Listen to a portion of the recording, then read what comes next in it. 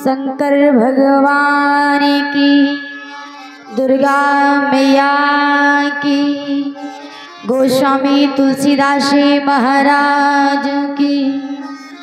जय जय श्री सीताराम, जय जय श्री राधे श्याम।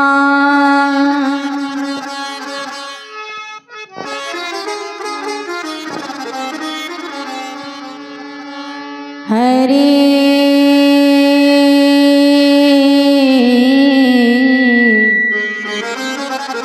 हरे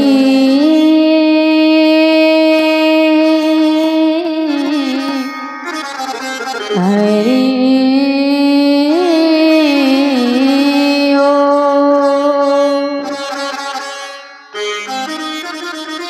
श्री गणेशाय नमः। श्री गुरु चरण कमलेभ्यो नमः।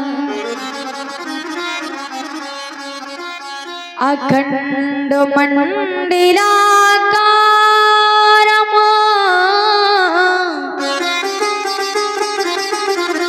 व्याप्तमुयेन चराचरम्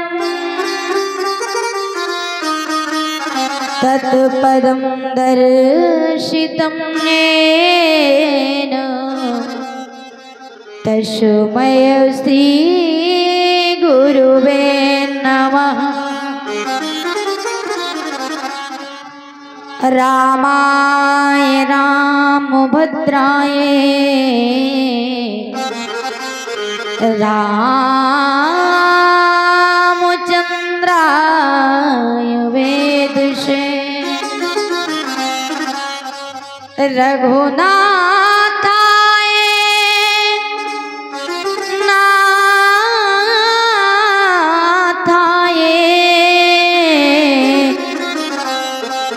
श्री सीतापतये नमः। सरस्वती महामाता वीणा पुस्तक धारिणी अहं शरणं माप्नोमि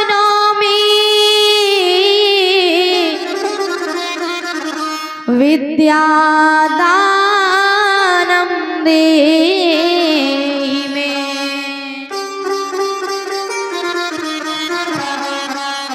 या देवी सर्वभूतेषु शक्तिरूपेण दयारूपेण क्षमारूपेण संस्थिता नमस्तस्यै नमस्तस्यै नमस्तस्यै नमो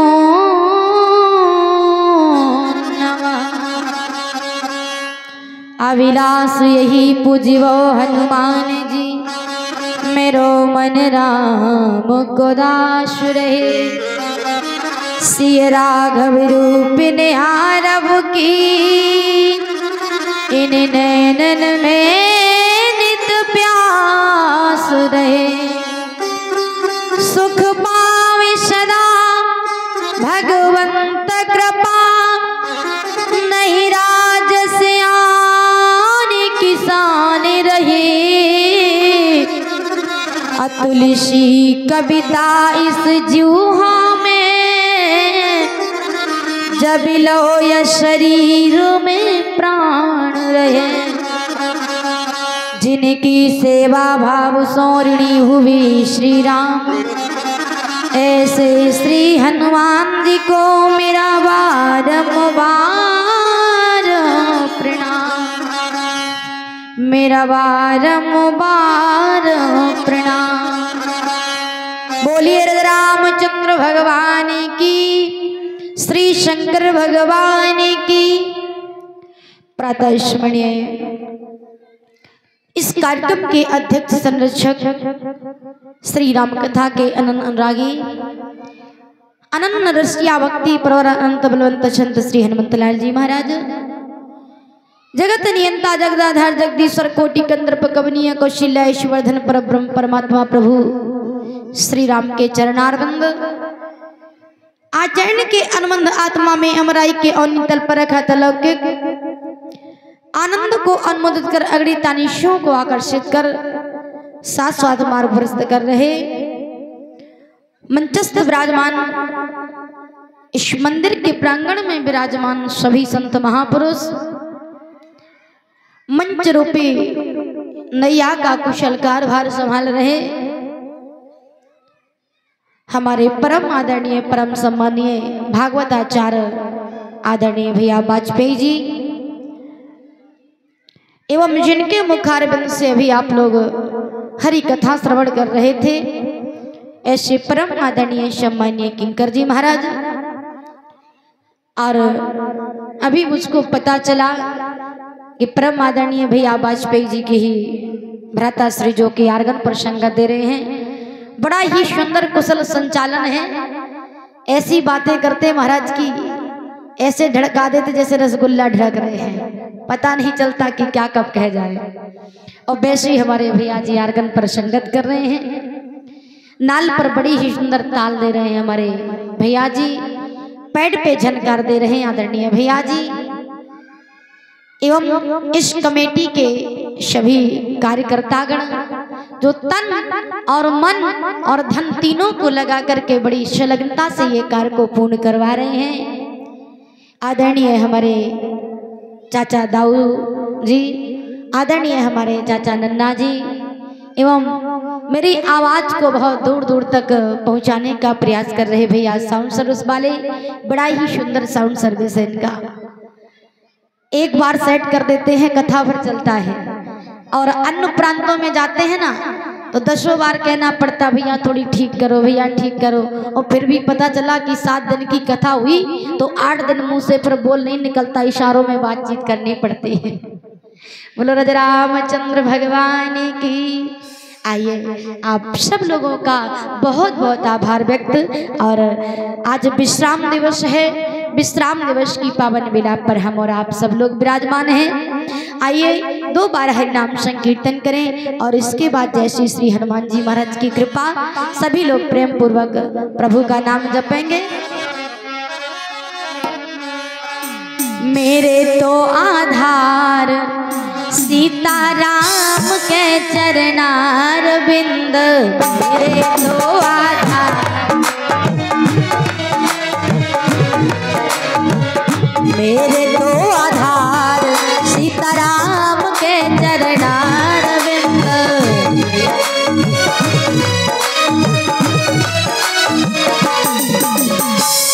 राम के चरणार बिंद, श्याम के चरणार बिंद,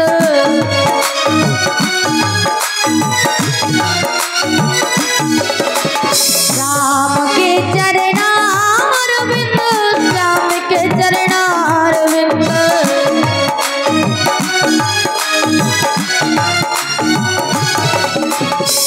मेरे तो आधार चारों भैयन के चरणार बिंद, मेरे तो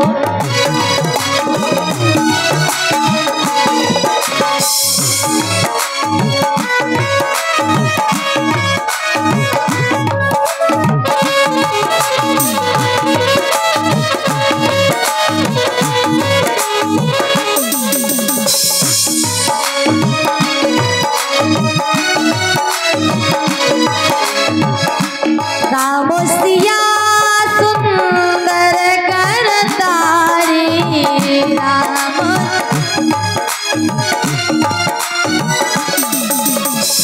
राम सिया सुंदर करतारी, राम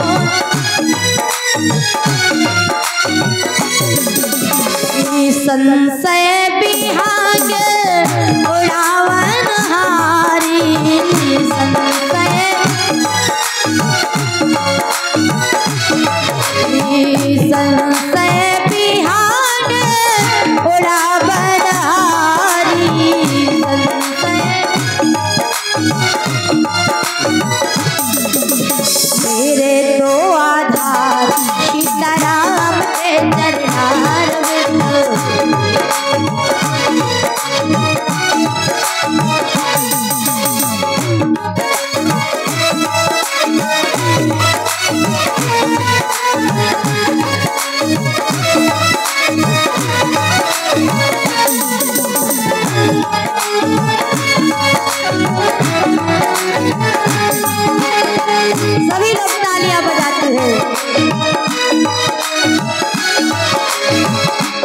बरसहि राम सुजस बरबारी, बरसहि बरसहि राम सुजस बरबारी, बरसहि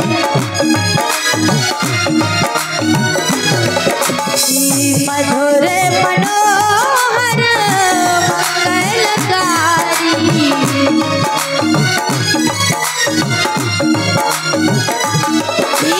मेरे तो आधार सीताराम के दरबार में,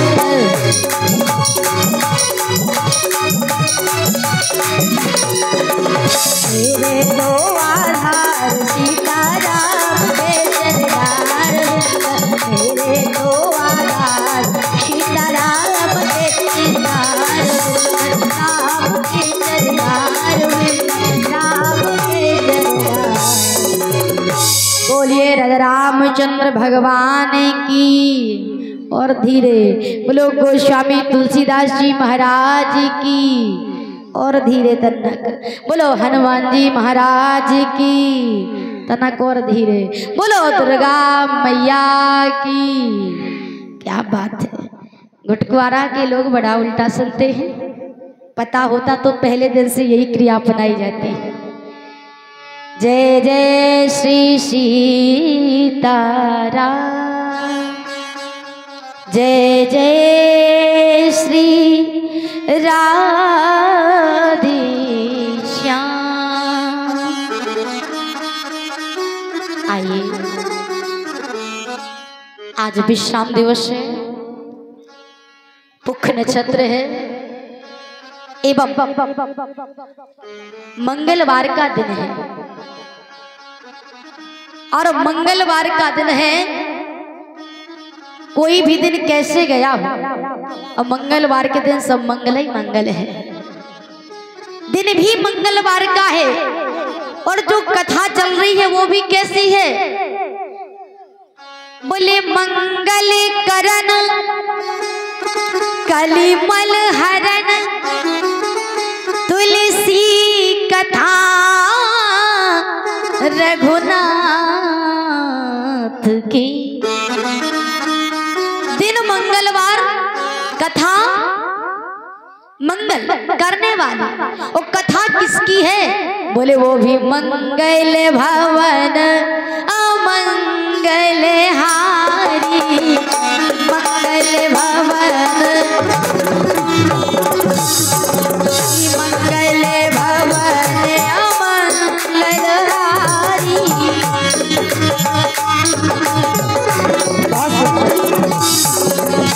मंगल भवन अमंगल हारी, मंगल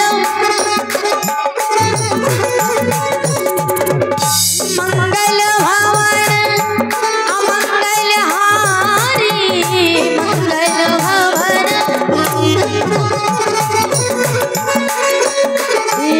प्रभु सुदशरथ अजय बिहारी, प्रभु सुदशरथ अजय बिहारी।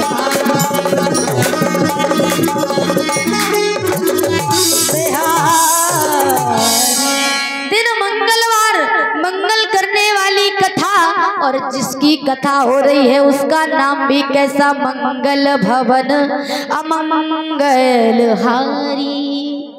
इस कथा को सुन करके अमंगल का नाश हो जाता है और चारों तरफ मंगल ही मंगल हो जाता है। और दूसरी बात, दिन भी बब्बाजू को है। और 7 दिन में महाराज 6 दिन जाएं अथवा ना जाएं, लेकिन बहुत से ऐसे भक्त होंगे बोले आज भैया मंगलवार है, सुबह से स्नान हो जाते हैं। भैया रोज तो 3 बजे नहाते हो, रोज तो 12 बजे नहाते हो, लेकिन आज कहाँ चले सुबह सुबह नहा करके? बोले कहीं नहीं जाते, आज मंगलवार है, बब्बाजू के मंदिर में जाके नारियल चढ़ाना। 6 दिन कोई बात नहीं, 6 दिन खूब बढ़िया से मांस खाए, 6 दिन खूब बढ़िया शराब पी लिया, 6 दिन गलत संगतों पर पड़े रहे, जुआ शराब क्या क्या नहीं किया गया महाराज। और 7वें दिन आई सो नहाया धोया और लगा करके तिलक चल दिए बब्बाजू के मंदिर। और कहते क्या है बाद में, बोले बब्बाजू जय हनुमान ज्ञान गुण सागर जय कपीस तिहु लोक उजागर। फिर हनुमान चालीसा पढ़ने लगते तो बब्बाजू काऊ के नौकर है का? बब्बा जी काऊ के नौकर नहीं लगे कि महाराज 6 दिन मनमानी करो, 7वें दिन 1 दिन मंदिर चले जाओ। तो बब्बा जी तुम्हारी सुन रहे। अगर परब्रह्म परमात्मा की कृपा प्राप्त करनी है ना, गोस्वामी जी ने बड़ी प्यारी चौपाई लिखी है। देखो भाई, इतने दिन से हो रहा है, कम से कम 24-25 साल हो गए। हमारे कल नन्ना जी बता रहे थे 30, क्या बात है। देखिए वाजपेयी जी भैया बता रहे हैं कि 30 वर्ष हो गया और 30 वर्ष से मानस सम्मेलन हो रहा है, लेकिन लोगों में पूछा जाए कुछ सुधार आया तो समस्या क्या है? बोले जाते हैं बढ़िया सा पंडाल लगाते हैं, बढ़िया सा मंच बिछवाते हैं, अच्छे से विद्वान बुलाते हैं और विद्वान बुलाने के बाद लास्ट दिन बढ़िया भंडारा करते हैं, चकाचक पूड़ी कचौड़ी मालपुआ छन्ने दो। और जहाँ के तहाँ श्रोता आते हैं और धूल जड़ा करके चले जाते हैं। बोले जा कथा तो हम बहुत पहले सुन चुके थे, हम ही रास्ते में आ रहे थे। सो एक भैया जी मिल गए, बोले बहन जी कहाँ जा रहे हैं? हमने कि घुटकुआरा जा रहे हैं। बोले अच्छा घुटकुआरा में क्या हो रहा है? हमने कहा कि राम कथा हो रही है। अच्छा दूसरा था, बोला कैसी राम कथा?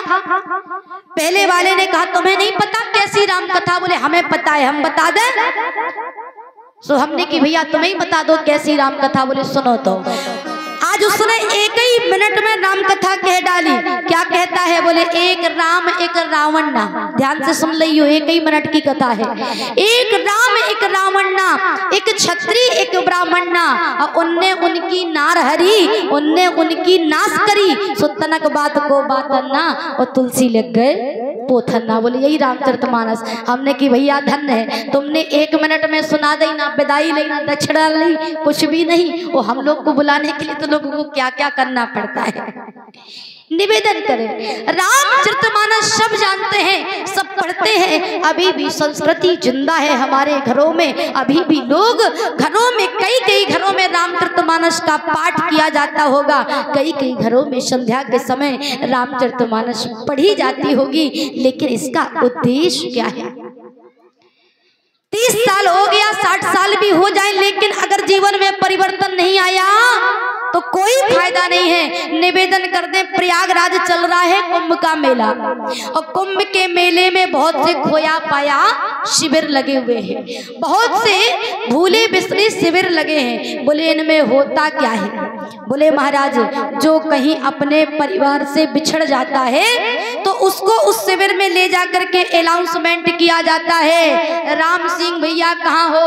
आपकी पत्नी रामकली देवी बिछड़ चुकी हैं, आप जहाँ कहीं भी हो खोया पाया शिविर से ले जाइए। कहते कहते और हम भी परमात्मा, हमारा परमात्मा के यहाँ से आए और यहाँ पर आकर के जीवात्मा बिछुड़ जाता है, परमात्मा से भूल जाता है, रोता है, बिलखता है, 84 के चक्कर में फंसा रहता है। और जब फंस जाता है तब जाकर के ये सम्मेलन रूपी क्या है? ये खोया पाया शिविर लगे हुए हैं।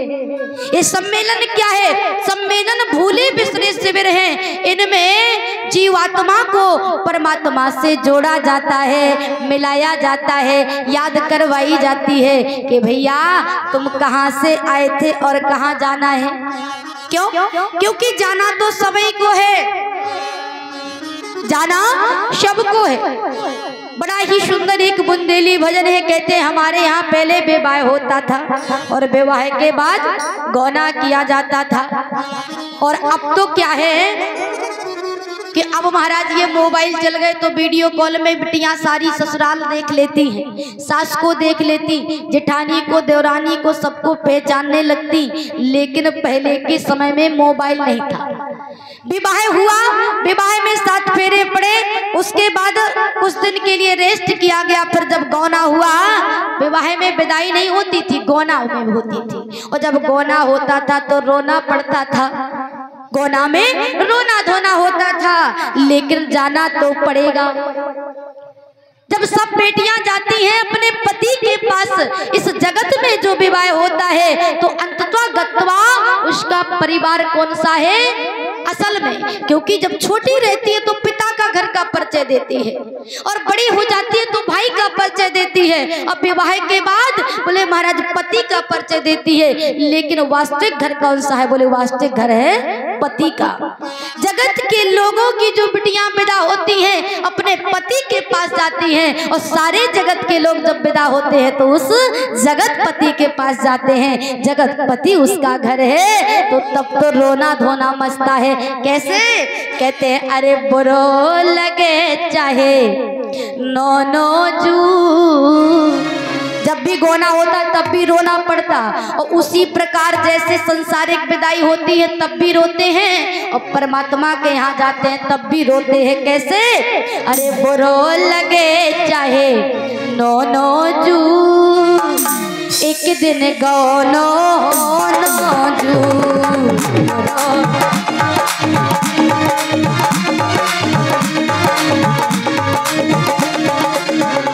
हाँ बुरो लगे चाहे गोनो जू, एक दिन गोनो नो जू।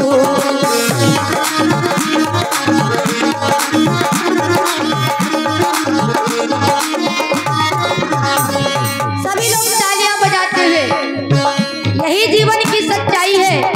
संसार हमारा है मायका और ससुराल वास्तविक घर कौन सा है? वही परमपिता परमात्मा का। अंत में वही जाना पड़ेगा। बुरो लगे चाहे नो जू, एक दिन गोनो जू।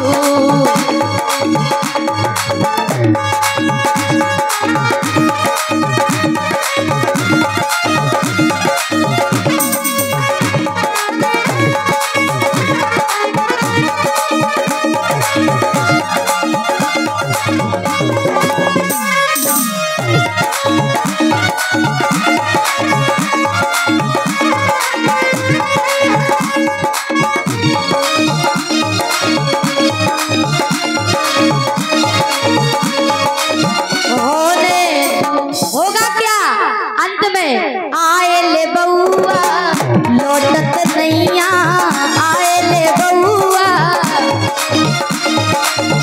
आए ले बउआ लौटत नैया। ध्यान देना, पहले के समय में जब लेबुआ आते थे तो लौटते नहीं थे, डायरेक्ट आते थे। अब की बात तो नहीं कर रहे, अब तो हलो हलो हो जाता है। हम लेवाने आ रहे सुकई लाला तनक देना वो बनो रात को 2-4 देना। अब ये नहीं है, पहले के समय में आए और वहां भी जब यमराज से बुलवा आएगा ना तो लौटने वाले नहीं है। फिर चाहे जितना पैसा भर देना डॉक्टर साहब के पास और डॉक्टर साहब से कहो 2 मिनट के लिए जान बच जाए, बोले आई एम सॉरी, बस इतना ही तो कहना है, तो फिर नहीं लौटेंगे। आए ले बउआ लौटत नैया, आए ले लौटत नैया, लौटत नैया। तौल दे वो चाहे सोनो जू, एक दिन गोनो जू। फिर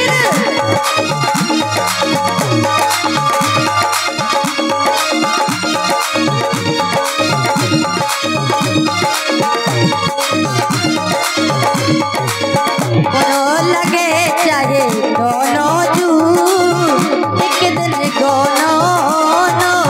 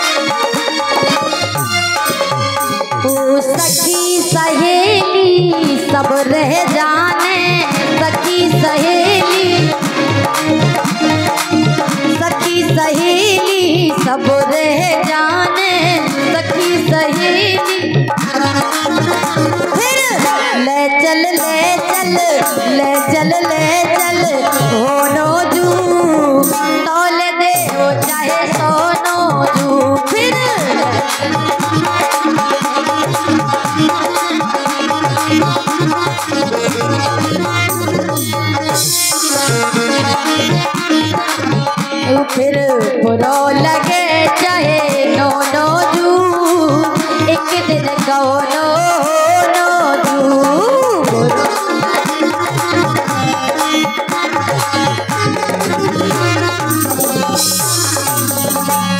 निवेदन करे प्यारे बंधुओं, एक दिन संसार सागर को छोड़ करके जाना पड़ेगा और संसार सागर से छोड़ने का मन कोई करता नहीं है। करते क्या है, बोले ऐसे चिपक गए महाराज हमें परमात्मा 4-4 बार वार्निंग देता है। कितने बार? 4-4 5-5 बार। और कैसी वार्निंग? बोले पहली वार्निंग देता है कि बालों में सफेदी झलकने लगती है। ईमानदारी से बताओ, जब बुढ़ापा दस्तक देता है तो बालों में सफेदी झलकने लगती है। परमात्मा कहता है रे मन मूर्ख, अभी तक जो किया सो किया, अब सुधर जाओ। अब तो कम से कम हाथ में माला ले लो, अब तो कम से कम अच्छे कार्य कर लो, अब तो भगवान का नाम सुमरण कर लो। लेकिन करता क्या है इंसान? भगवान ने सफेद बाल किए, क्या कर लोगे सफेद बाल करके? गए और जाकर के किसी जनरल स्टोर की दुकान से 10 रुपए की गोदरेज डाई लाए और कहते हैं काटो घोलो लगाओ सफेद बाल काले बनाओ। 5 ही मिनट में सफेद बालों को काला बना लिया। कोई टेंशन नहीं, कौन कहेगा कि हम बूढ़े हैं, कौन कहेगा कि हमारी जाने की तैयारी नहीं, अभी नहीं जा सकते संसार छोड़ के। परमात्मा ने कहा ओहो बड़ा दिमाग चला रहे हो। दूसरी घंटी बजा दी, दूसरी घंटी बजाने के अनुसार दांत गिरना शुरू हो गए। बोलो बुढ़ापे की निशानी है कि नहीं? परमात्मा भी बड़ी सुंदर व्यवस्था करता है।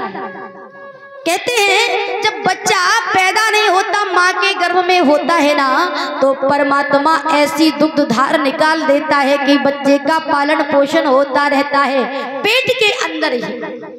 कहीं से भोजन नहीं आता, पेट के अंदर बच्चे का पालन पोषण होता है। बाहर आता है, माँ के स्तनों में दुग्ध की धार निकल आती है और जैसे ही थोड़ी खाने लायक कुछ होता है तो परमात्मा दांत दे देता है।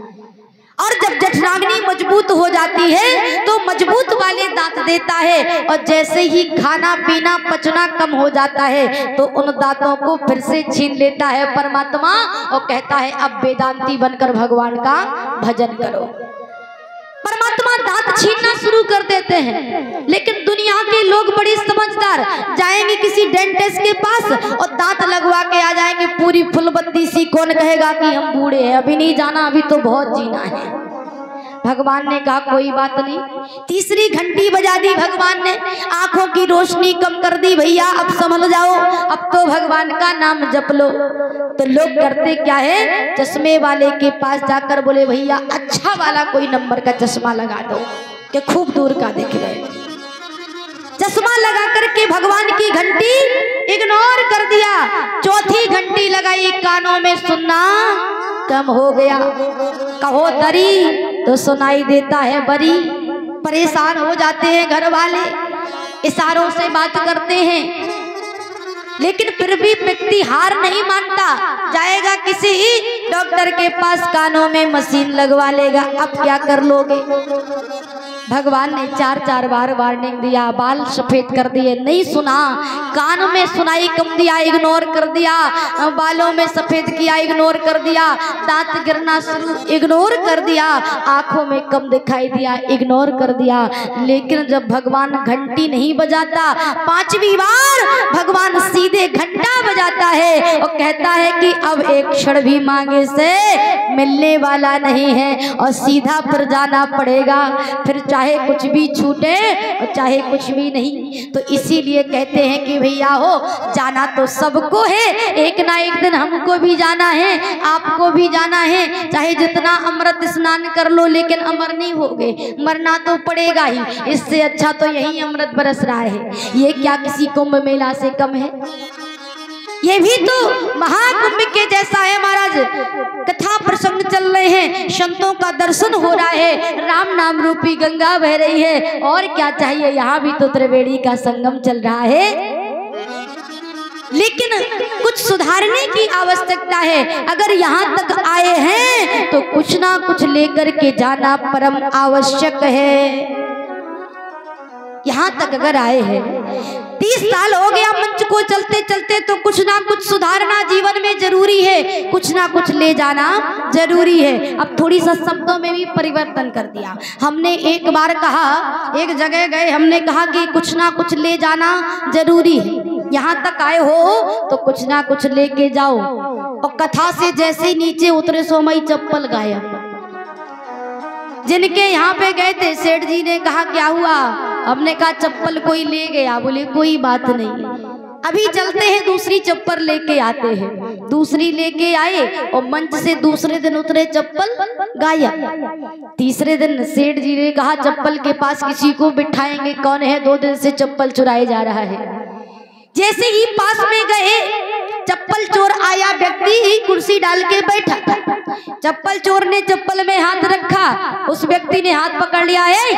तुम्हें 2 दिन से चप्पल लेके जा रहे हो, चोर चोर चोर पकड़ा गया। अरे बोले काय का चोर, फालतू में बदनाम कर रहे, हम तो साहूकारी से ले जा रहे हैं।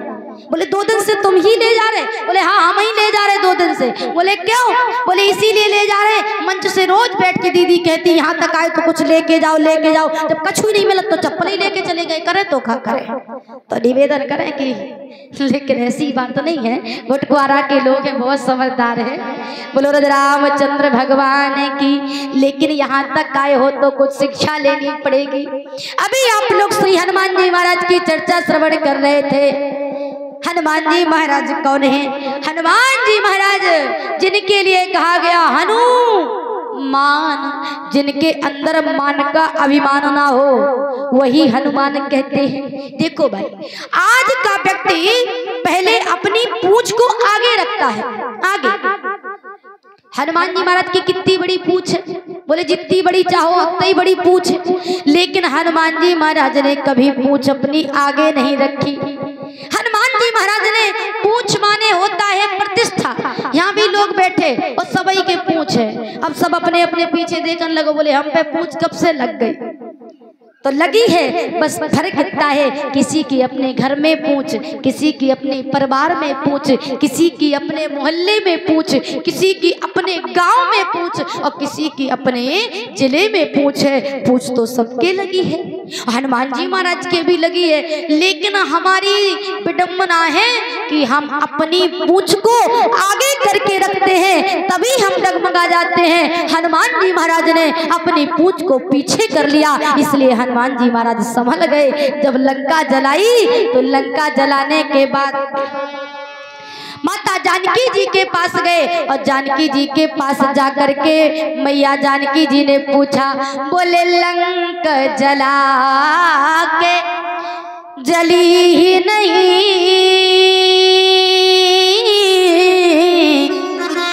हनुमंत ये कैसी है पूछ तुम्हारी। हनुमान तुमने इतनी बड़ी लंका में आग लगा दी। बोले रहा न नगर ग्रसन भरत तेला, बाड़ी पूछ कीन कभी खेला, पूरी लंका को जला करके भस्म कर दिया, लेकिन तुम्हारी पूंछ को तो कुछ नुकसान नहीं पहुंचा। मैया जानकी जी ने देखा, झाड़ा पोछा, लेकिन एक बाल भी नहीं जला, एक रोम भी नहीं जला। प्रश्न कर दिया मैया जानकी जी ने, लंका जला के जली ही नहीं, सो हनुमंत ये कैसी है पूंछ तुम्हारी। क्या है तुम्हारी पूंछ में? हनुमान जी ने कहा, मैया मेरी इसमें कोई प्रभुता नहीं है। अरे बानर जाति को पूछत को, ए मैया हम ठहरे जाति के बानर, कोई सुबह सुबह मुंह नहीं देखना चाहता। अरे मुंह देखने की बात छोड़ो, कोई नाम भी नहीं लेना चाहता। रामचरितमानस में कहा गया है, प्रात ले जो नामो हमारा, प्रात ले जो, प्रात ले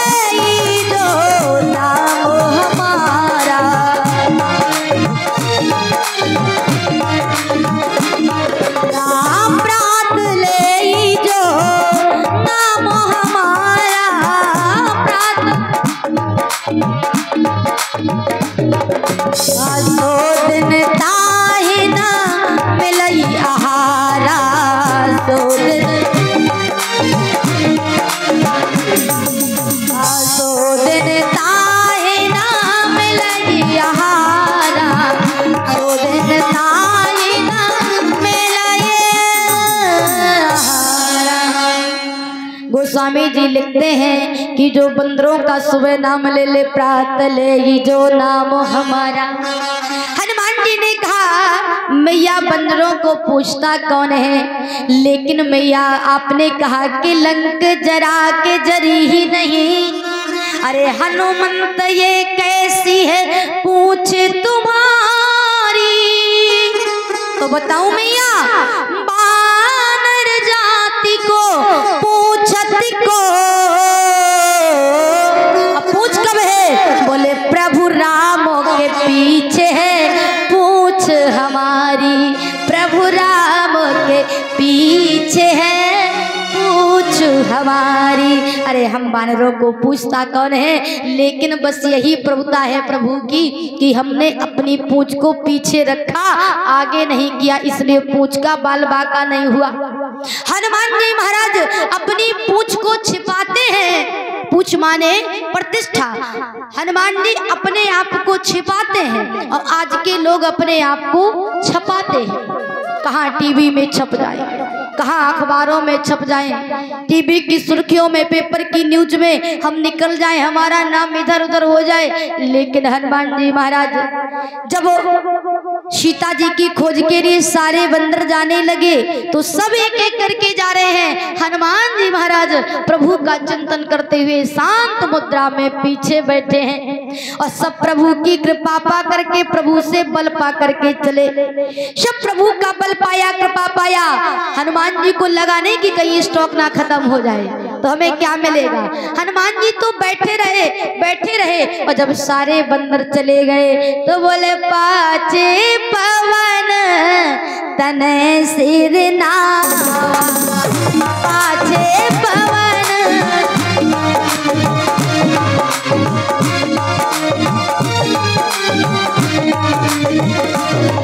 पाचे पवन तनय सिर नावा।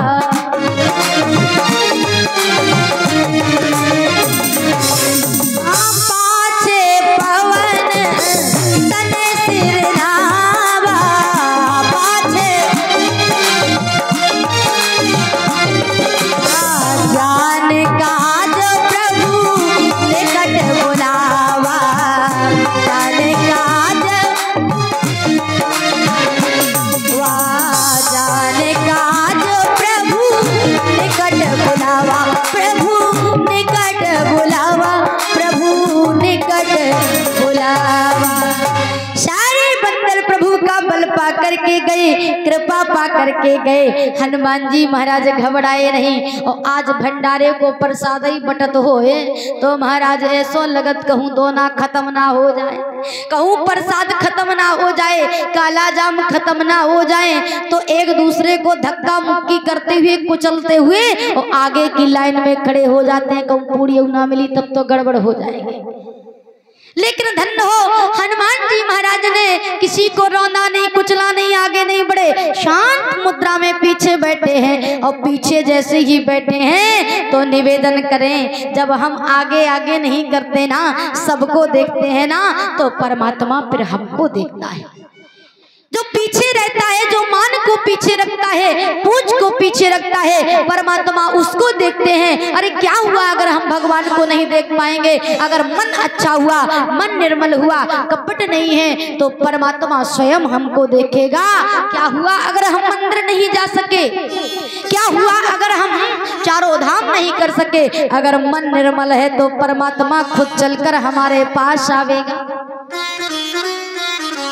मन को साफ रखना है, मन को निर्मल रखना है। निवेदन कर दे महाराज, एक व्यक्ति अंधा था और अंधा व्यक्ति है, दोनों आंखों से कुछ भी दिखाई नहीं देता और रोज मंदिर जाता, रोज का नियम था। एक महीना पुजारी जी ने देखा तो पुजारी जी ने पूछा, भैया हो रोज मंदिर में आने का कारण क्या है? एक बात बताओ, तुमको परमात्मा का दर्शन तो होता नहीं और मंदिर तुम रोज जा रहे हो, क्यों जाते हो मंदिर? उस व्यक्ति ने कहा, अंधे भक्त का क्या जवाब था? बोले भैया क्या हुआ, मैं मंदिर रोज आता हूँ, ये मेरा कर्म है, ये ये मेरा काम है। क्या हुआ मैं अगर परमात्मा को नहीं देख सका? मैं अंधा हूँ, परमात्मा तो मेरा अंधा नहीं है। परमात्मा तो मुझे देख लेता है कि मैं उसके दरबार तक आया, मैं उसके दहली पर सर पटका, तो कभी ना कभी तो परमात्मा कृपा करेंगे ही। अगर प्रभु का नाथ दया निधि है तो दया भी करेंगे कभी ना कभी। इसलिए मन को निर्मल रखना है। बहुत से पात्रों को श्री रामचरितमानस में देखा गया कि जो बहुत से पात्र हैं जो प्रभु के पास खुद चल करके आए, लेकिन जो उच्च कोटि के हैं वो प्रभु तक नहीं गए, प्रभु को खुद चल करके आना पड़ा। क्योंकि गोस्वामी जी कह रहे हैं, निर्मल मन जन सो मोहि पावा,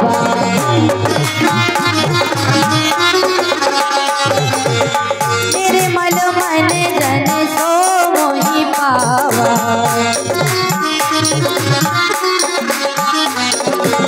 निर्मल मन जन सो मोहि पावा, निर्मल मन मोहि कपट जल क्षेत्र न भावा, मोहि कपट जल क्षेत्र न भावा, मोहि कपट जल क्षेत्र न भावा। प्रभु की कृपा पाने के लिए नहीं गए। निवेदन करें, श्री रामचरितमानस का एक ऐसा पात्र है, कथा श्रवण नहीं कराएंगे, कथा आगे बढ़ चुकी है और आप सब लोग जानते हैं। केवल उदाहरण तौर पे निवेदन करेंगे। उदाहरण के रूप में निवेदन किया जाए कि प्रभु चलकर के स्वयं गए। कहाँ गए? जब प्रभु अयोध्या से निकले तो ईमानदारी के साथ बताना, जिसकी नैया पर प्रभु राम बैठे भैया केवट, क्या केवट ने कभी माला जपी बैठ करके राधे राधे राधे, कि राम राम राम राम सीताराम जपी? किसी ने प्रमाण मिला? केवट कभी क्या जाकर के मंदिर गया? केवट चारों धाम गया? बोले नहीं गया। केवट ने लोटा भर जल नहीं चढ़ाया, केवल ने माला नहीं जपी। केवट का काम था केवल नौका चलाना, आते हुए रायगीर को पार करना। लेकिन मन बड़ा पवित्र है। मन इतना पवित्र नहीं है कि महाराज मन से वो परमात्मा से भी नहीं डरता है।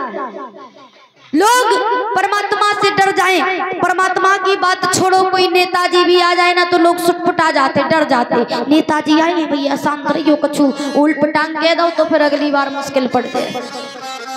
लेकिन जगत की बात छोड़ो, केवट तो जगत पिता तक से नहीं जड़ा, सीधे कहता है प्रभु, बोले पद कमल धोए चढ़ाई नाम ननाथ उतराई चहो, मोहि राम राउर आन दशरथ शपथ सब साची कहो।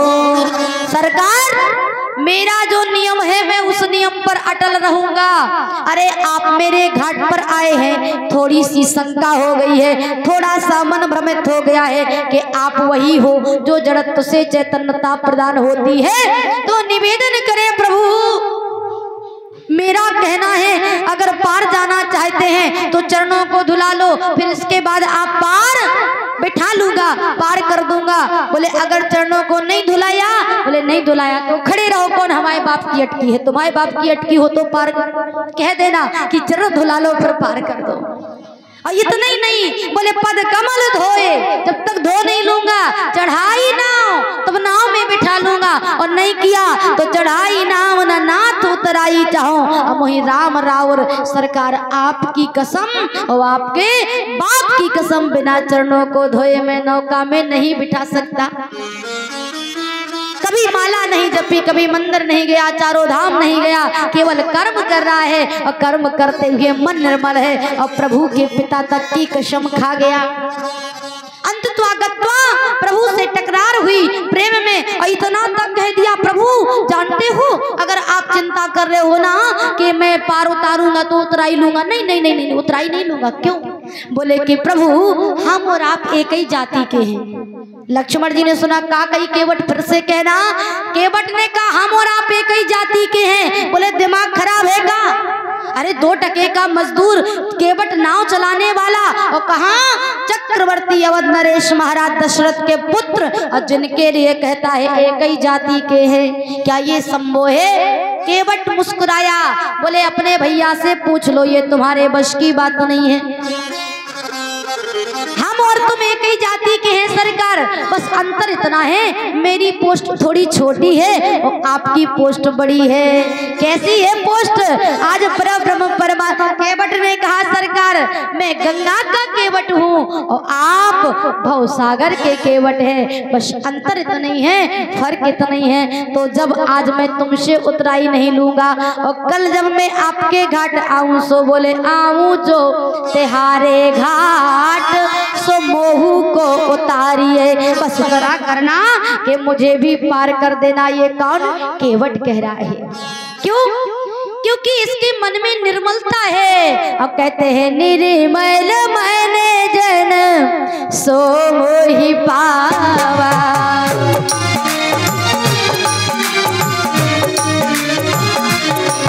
वाह निर्मल मन जन सो ही पावा,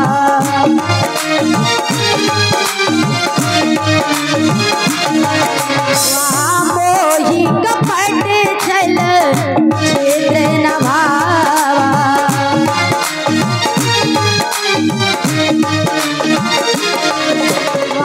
मोही कपट छल छेद न भावा,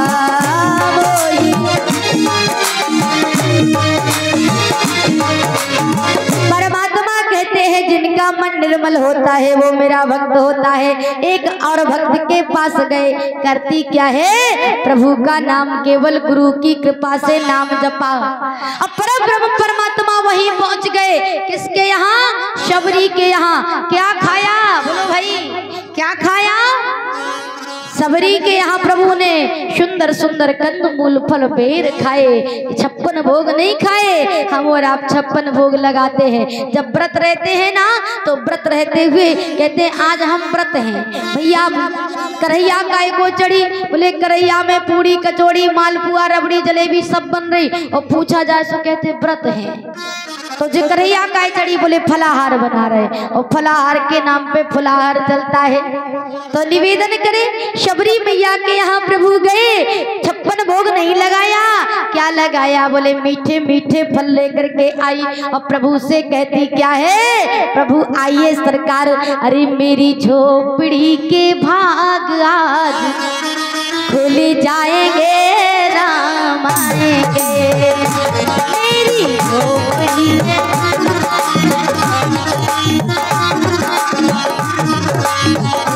मेरी झोपड़ी के भाग आज खुल जाएंगे, राम आएंगे।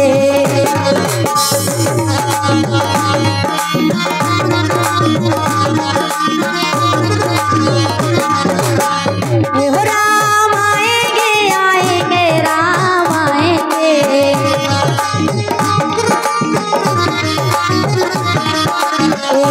राम आएंगे, आएंगे, राम आएंगे,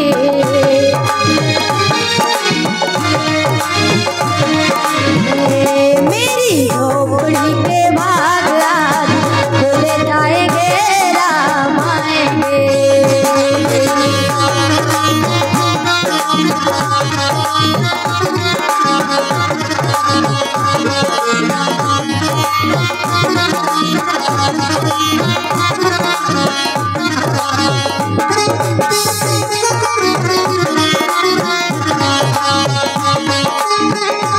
राम आएंगे तो अंगना सजाऊंगी,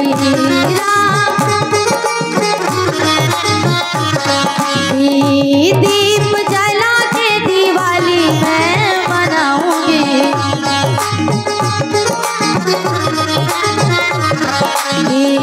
दीप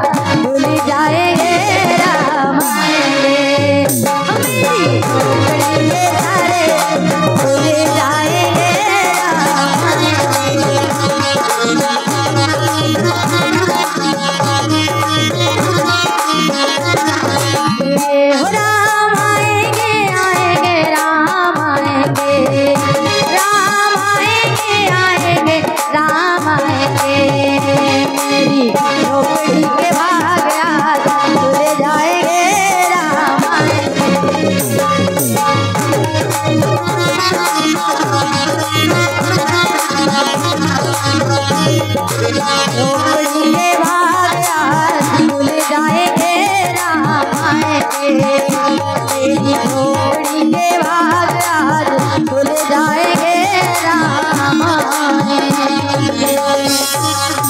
बोलिए श्यावर रामचंद्र की। कहते हैं निर्मल मन